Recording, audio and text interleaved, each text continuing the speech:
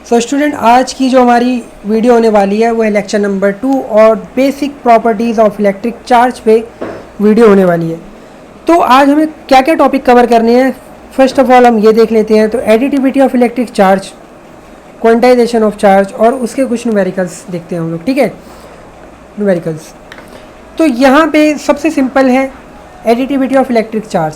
इसका मतलब क्या, आप फटाफट देखो कि additivity of electric charge means that the total charge of A system is the algebraic sum, ठीक है, algebraic sum of all the individual charges located at different point inside the system. इसका मतलब यह है कि अगर आप ये मान के चलो कि हमारे पास एक कोई बॉडी है, ठीक है, कोई एक बॉडी है कुछ इस तरीके से, और इसके अंदर बहुत सारे चार्ज हैं, Q1 चार्ज है, ठीक है, बहुत सारे चार्ज है, Q1 है, Q2 है, Q3 है एंड सो ऑन Qn। तो अगर मुझे इस बॉडी का टोटल चार्ज निकालना है तो मैं क्या करूँगा, टोटल चार्ज निकालने के लिए सिंपल तरीके से इन सभी चार्जों को एल्जेब्रिक सम जो करते हैं हम लोग वो कर देंगे, यानी कि इन सभी चार्जों का एल्जेब्रिक सम कर देंगे। तो वो क्या होगा, Q1 plus Q2 plus Q3 plus dot dot dot dot Qn। तो हमारे पास किसी भी बॉडी का टोटल चार्ज आ जाएगा। ठीक है, तो चार्ज एडिटिविटी प्रॉपर्टी शो करता है। क्यों? क्योंकि भैया चार्ज स्केलर है, कल आपको बताया था मैंने पहली वीडियो में। अगर नहीं देखी तो डिस्क्रिप्शन में लिंक है, जाके चेक कर लो, पहले वो वीडियो देखो, तब ये वीडियो देखने का और समझ में आएगा आप लोगों को। So we know that the charge is scalar quantity.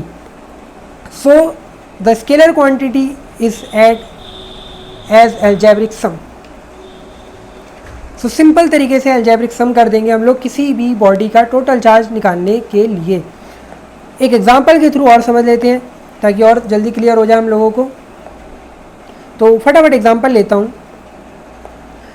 Consider कर लेते हैं कि मान लो हमारे पास कोई बॉडी है जिस पे चार्ज है -5 coulomb, 2 coulomb, -2 coulomb, 5 coulomb, -1 coulomb, बस इतना ही काफ़ी है। ठीक है, इतना बहुत है। और अगर मुझे टोटल चार्ज निकालना है उस बॉडी के अंदर तो मैं क्या करूँगा, मैं इन सभी चार्जों को ऐड कर दूंगा विद द साइन, यानी कि साइन के साथ। जैसे यहाँ पे -5 है तो -5 प्लस नेक्स्ट है क्या 2 प्लस नेक्स्ट है -2, साइन के साथ। देखो माइनस है तो माइनस भी ले रहे हैं, क्यों? क्योंकि स्केलर क्वांटिटी में माइनस रखना पड़ता है। नेक्स्ट है 5 और उसके बाद नेक्स्ट है -1। तो इन सबको जब मैं ऐड करूँगा, -2 से -2 कैंसिल आउट हो जाएगा, ठीक है, -5 से +5 भी कैंसिल आउट, तो केवल -1 कूलाम बचेगा जो कि रिप्रेजेंट कर रहा होगा total charge on the body. ठीक है, तो किसी बॉडी के अंदर टोटल चार्ज निकालने के लिए हमेशा याद रखना आप एल्जेब्रिक सम कर देंगे उसका, ये चीज़। तो नेक्स्ट टॉपिक के ऊपर बढ़ते हैं हम लोग। तो समझ में आ रहा होगा आप लोगों को कि भैया टोटल चार्ज कैसे निकालना है किसी बॉडी पे, क्लियर। तो जो नेक्स्ट टॉपिक होने वाला है वो हमारा होने वाला है फंडामेंटल चार्ज। सिंपल चीज़ है, फंडामेंटल चीज़ एक तरीके से। तो आपको कल के लेक्चर में इतना पता चला कि किसी बॉडी पे जो चार्ज आता है, असल में किसी बॉडी पे जो चार्ज आता है वो किसके कारण आता है, वो आ रहा है due to transfer of electron. किसके कारण? इलेक्ट्रॉन के ट्रांसफ़र के कारण। तो अब किसी भी इलेक्ट्रॉन पे जो चार्ज होता है वो होता है -1.6 इंटू 10⁻⁻19 कूलाम। तो किसी भी इलेक्ट्रॉन पे इतना चार्ज है और इलेक्ट्रॉन के कारण ही किसी चीज़ पर चार्ज आता है। तो सबसे छोटा चार्ज क्या हो सकता है? एक इलेक्ट्रॉन का चार्ज जो कि है -1.6 इंटू 10⁻⁻19 कूलाम। अगर मैं अभी माइनस साइन हटा दूँ तो मैग्नीट्यूड इसका क्या होगा, वो होगा 1.6 इंटू 10⁻⁻19 कूलाम। तो बस ये स्मॉलेस्ट चार्ज जो किसी बॉडी पे एग्जिस्ट कर सकता है वही हमारा क्या कहलाता है, फंडामेंटल चार्ज। ठीक है, और आप इसे दूसरे शब्दों में कह सकते हैं the charge on 1 electron is fundamental charge. ठीक है, किसी भी एक इलेक्ट्रॉन का जो चार्ज है वही हमारा क्या होगा, फंडामेंटल चार्ज होगा, यानी कि स्मॉलेस्ट चार्ज होगा किसी भी चीज़ पर जो एग्जिस्ट कर रहा होगा, ये चीज़।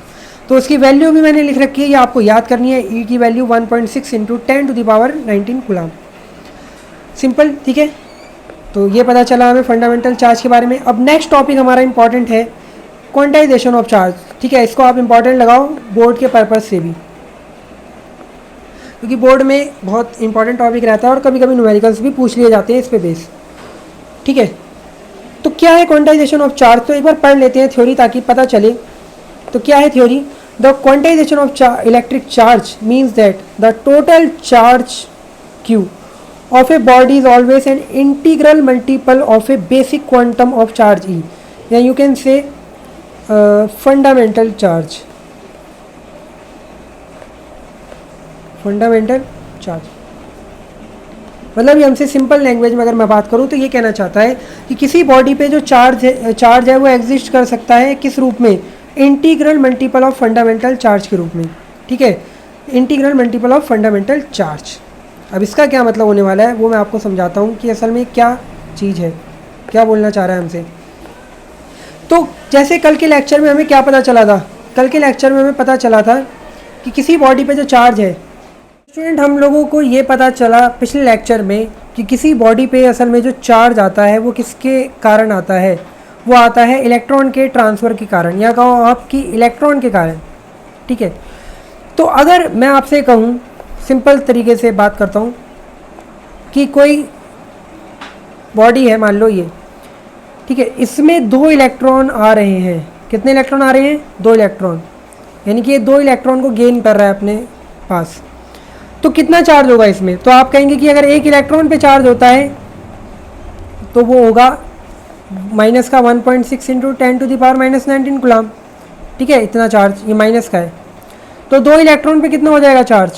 आप कहोगे 2 से मल्टीप्लाई कर दो, -1.6 इंटू 10⁻⁻19 कूलम की, जो कि आएगा माइनस का 3.2 इंटू 10⁻⁻19 कूलम। ये चीज़ क्लियर? तो ये आया अपने पास, किसी भी बॉडी पे अगर 2 इलेक्ट्रॉन आते हैं तो उतना चार्ज। ऐसे ही कोई भी अगर सिस्टम होगा तो उसके अंदर जो इलेक्ट्रॉन होंगे वो क्या होंगे? एक पूरी की पूरी डिजिट में होंगे, यानी कि आप कहोगे एक इंटीजर वैल्यू होगी। ठीक है, एक फिक्स्ड वैल्यू होगी। अगर मैं सिंपल और बोलूँ तो एक फिक्स्ड वैल्यू होगी। या तो वो इलेक्ट्रॉन 1 हो सकता है, या तो वो इलेक्ट्रॉन 2 हो सकता है, 3 हो सकता है, 4 हो सकता है, एंड सो ऑन। ठीक है, एक फिक्स्ड वैल्यू होगी। सेम इसी तरीके से हर एक इलेक्ट्रॉन अपने साथ चार्ज लेके आएगा। कितना? -1.6 इंटू 10⁻⁻19 कूलम। ठीक है, अगर जाएगा तो इतना चार्ज आ रहा होगा जो कि पॉजिटिव होगा, और अगर आएगा तो माइनस का इतना चार्ज लेके आ रहा होगा। तो हमने ये देखा कि अगर किसी बॉडी पे जो चार्ज आता है वो इलेक्ट्रॉन के कारण आ रहा है, और इलेक्ट्रॉन जो है किसी बॉडी पे वो एक फिक्स्ड वैल्यू में आएंगे, यानी कि मैं कहूँ कि एक पूरी की पूरी डिजिट में आएगा, एक डिजिट में आएगा पूरी की पूरी। आधा इलेक्ट्रॉन, 1.5 इलेक्ट्रॉन, ठीक है, 1.5 इलेक्ट्रॉन और आधा इलेक्ट्रॉन, ऐसा थोड़ी आ सकता है? नहीं आ सकता ना। तो बस इसी चीज़ को यहाँ पे क्वांटाइजेशन ऑफ चार्ज हमसे कह रहा है कि किसी बॉडी पे भी सेम जो चार्ज आएगा वो हमेशा फंडामेंटल चार्ज जो आपका है उसके इंटीग्रल मल्टीपल में आएगा, इंटीग्रल मल्टीपल में। क्लियर? ठीक है, तो चार्ज जो है वो हमेशा एक फिक्स्ड वैल्यू हो सकती है, यानी कि या तो वो E होगा, वो 2E होगा, वो 3E, ऐसे सो ऑन चलता रहेगा। वो 1.5E नहीं हो सकता, वो 0.5E नहीं हो सकता, वो 2.5E नहीं हो सकता, ध्यान रखना। ठीक है, तो ये हमें फंडामेंटल चार्ज बता रहा है कि ये मीनिंग होता है किसी बॉडी पे चार्ज आने का। ठीक है, तो अगर मैं ये मान के चलूँ कि किसी बॉडी पे टोटल नंबर ऑफ इलेक्ट्रॉन जो है वो n है, n इलेक्ट्रॉन है, तो वो n इलेक्ट्रॉन अपने साथ कितना चार्ज लेके आएंगे? आप कहोगे 1 इलेक्ट्रॉन इतना चार्ज लेके आता है, तो n इलेक्ट्रॉन कितना लेके आएंगे आप? n इंटू 1.6 इंटू 10⁻⁻19 कूलम, इतना चार्ज लेके आएंगे आप, यही तो कहोगे। तो बस हमने इसी फॉर्मूले का यूज़ करके एक नया फॉर्मूला निकाला, या इस चीज़ का यूज़ करके, Q is equal to n e, where Q is equal to number of electron and n is a fundamental unit of charge. ठीक है, तो यहाँ पे हमें इस चीज़ का यूज़ करना है। देखो आपको ये बिल्कुल बता रखा है। तो बस इसी का यूज़ करके अब मैं फटाफट से आगे बढ़ता हूँ न्यूमेरिकल पे। और न्यूमेरिकल सिंपल सा फर्स्ट न्यूमेरिकल है, और उससे पहले जो फॉर्मूला यहाँ पे यूज होना है वो मैंने पहले ही नोट करके लिख रखा है, Q is equal to n e. ठीक है, मास जो ट्रांसफ़र होगा वो इतना होगा। भैया एक इलेक्ट्रॉन का कोई ना कोई मास होता है m e, तो n इलेक्ट्रॉन का तो इतना मास ट्रांसफ़र होगा, और कुछ यूनिट जो है वो हमें यहाँ पे मैंने नोट कर रखी है, तो मोस्ट इंपॉर्टेंट है ये। फिर हम फर्स्ट क्वेश्चन की तरफ बढ़ते हैं। जो क्वेश्चन हमसे कह रहा है कि how many electron in 1 coulomb charge, 1 coulomb charge में कितने इलेक्ट्रॉन हैं। तो आपको बेसिकली क्या गिवन है, आपको Q गिवन है, चार्ज गिवन है, और आपसे क्या पूछ रहा है, N नंबर ऑफ इलेक्ट्रॉन। तो जब आपसे नंबर ऑफ इलेक्ट्रॉन की बात हो और चार्ज गिवन हो, या आपको नंबर ऑफ इलेक्ट्रॉन गिवन हो, चार्ज पूछ रहा हो, तो आपको सबसे पहले Q = NE यही वाला फॉर्मूला दिमाग में आना चाहिए। क्यों? क्योंकि यहीं पे आपको चार्ज और नंबर ऑफ इलेक्ट्रॉन की बातें सुनने को मिली।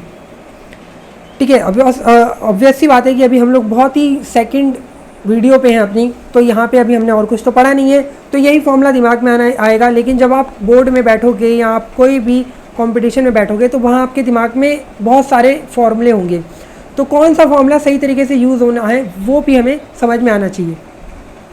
तो इतनी बात समझ में आई कि हमें यहाँ पे क्या गिवन है, N गिवन है, और नंबर ऑफ़ इलेक्ट्रॉन हमसे पूछ रहा है। तो मैंने फॉर्मूला यहाँ पे यूज़ करना है Q = NE का। यहाँ से N बराबर Q = E आ जाएगा, Q/E आ जाएगा। तो यहाँ पे Q की वैल्यू 1 गिवन थी, और E की वैल्यू हमें याद होनी चाहिए, जो कि यहाँ पे मैंने ऊपर देखो नोट भी कर रखी है। ठीक है, जैसे ही इसको मैं इस डिजिट में रखूँगा और इसको इससे डिवाइड करूँगा, तो नंबर ऑफ़ इलेक्ट्रॉन आएंगे कुछ ये, तो लास्ट में हम आंसर लिख भी देंगे। So the number of electron is 6.25 × 10⁻18 in 1 coulomb. Clear?